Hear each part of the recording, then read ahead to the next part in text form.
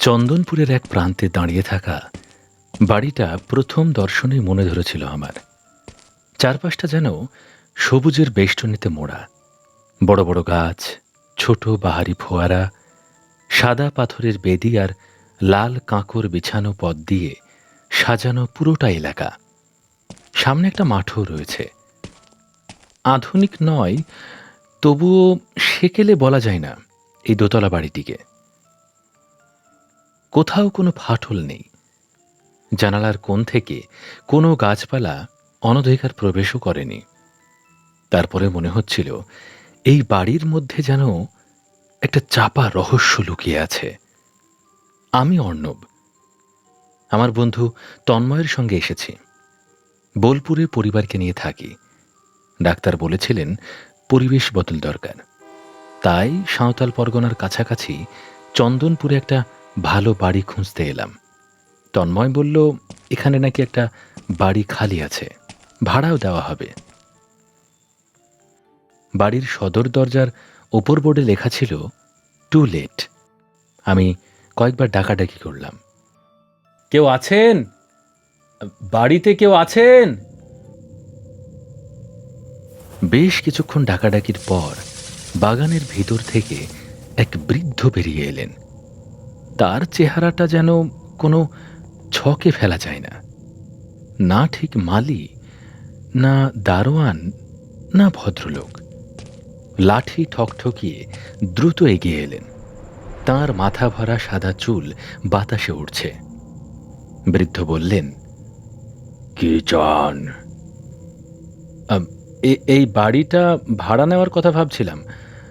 দরজার ওপরেও তো তেমনটাই লেখা দেখলাম। লোকটি মুখ তুলল। চোখ দুটি এত অদ্ভুতভাবে গর্তে বসিয়ে যে প্রথমে মনে হলো তিনি অন্ধ, কিন্তু ভালো করে তাকিয়ে দেখি দুই কোটরের গভীরে কি যেন জলজল করছে, যেন দুটি ক্ষীণ দীপশিখা। ভাড়া নিতে চান এই বাড়ি? হ্যাঁ, বাড়ি তো দারুণ। বলছিলাম মালিক কে?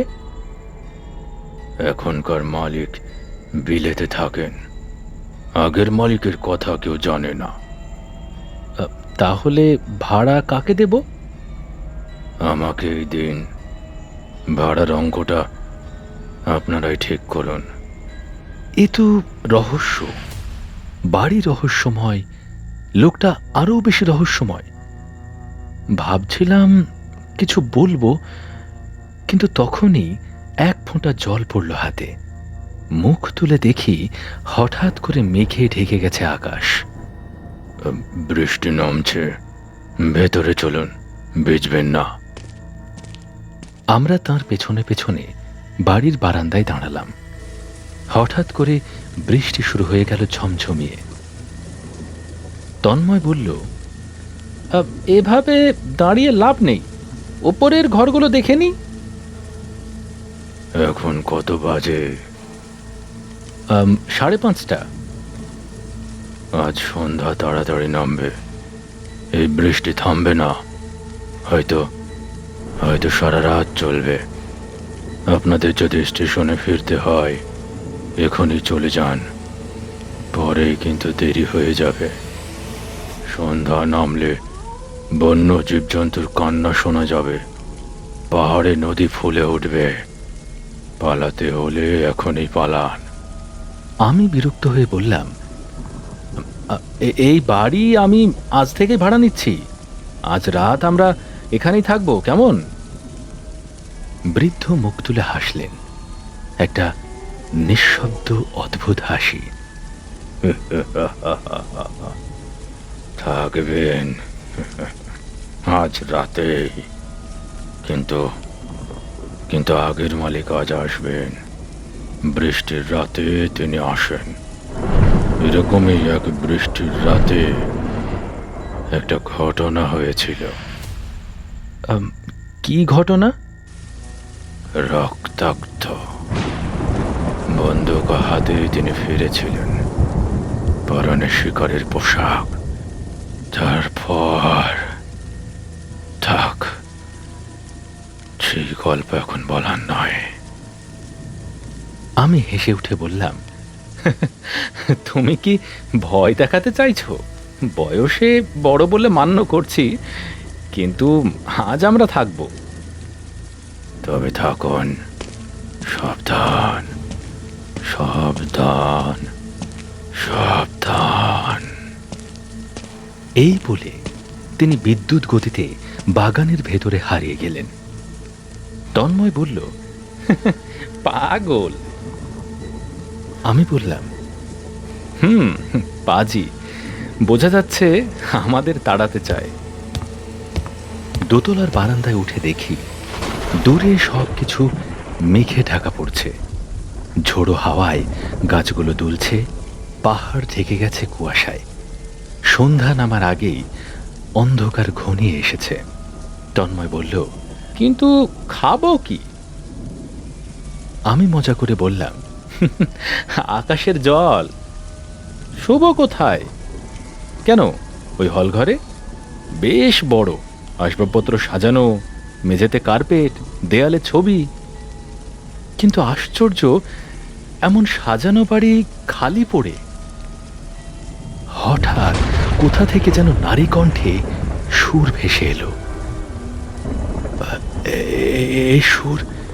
এ সুর আসছে কোথা থেকে? ওই হল ঘর থেকে মনে হচ্ছে। আমরা তাড়াতাড়ি ভেতরে গেলাম। ঘর খালি, কেউ নেই।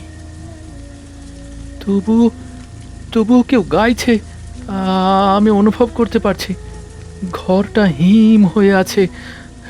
এই কি মানুষের ঘর নাকি মৃতদের? আমরা তাড়াতাড়ি বেরিয়ে এলাম। বাইরের বাতাসে হালকা উষ্ণতা। ঠিক তখনই শুনতে পেলাম গটগট শব্দ, ভারী জুতোর আওয়াজ। তন্ময় চিৎকার করে বলল, কে কে উঠছে সিঁড়ি দিয়ে? কে উঠছে?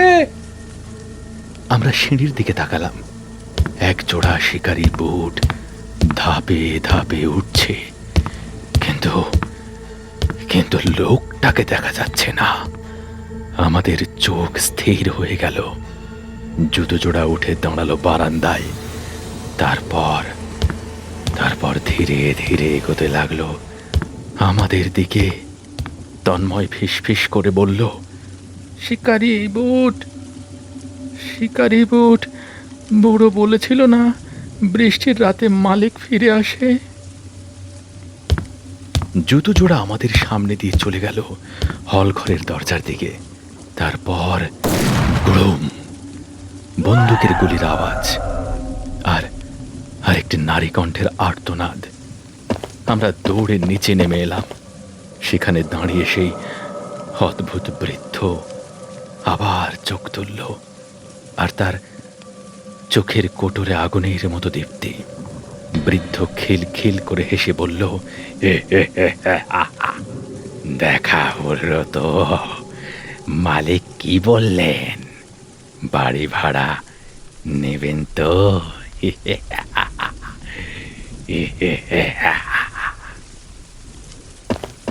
ভয়ে দৌড়াতে দৌড়াতে যখন আমরা বাগান পেরিয়ে রাস্তায় এলাম, তখনও সেই অশরীরী হাসির আওয়াজ আমাদের পেছন থেকে ভেসে আসছিল। ভিডিওটি ভালো লেগে থাকলে লাইক করে চ্যানেলটি সাবস্ক্রাইব করে দিও এরকম আরও ভিডিও দেখার জন্য। See you in the next video.